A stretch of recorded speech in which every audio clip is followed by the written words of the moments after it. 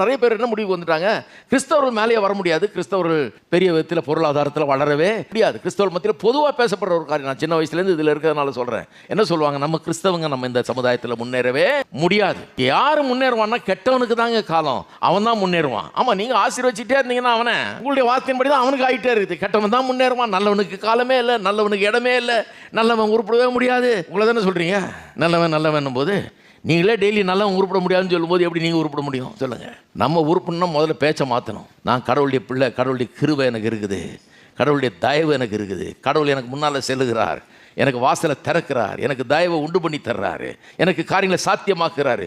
முடியாத காரியம் கூட எனக்கு முடியும், ஏன்னா கர்த்தர் என் பட்சத்தில் இருக்கிறார், எனக்காக பேக்ரவுண்டில் வேலை செய்து கொண்டிருக்கிறார், அவர் சாத்தியமாக்குறார். நம்பி பாருங்க. கஷ்டமான உலகத்தில், கடினமான உலகத்தில், போட்டிகள் நிறைந்த உலகத்தில், உங்களை கீழே தள்ளி போட்டு ஒன்றும் இல்லாமல் ஆக்கணும்னு நினைக்கிற உலகத்தில் நீங்கள் டாப்புக்கு வருவீங்க.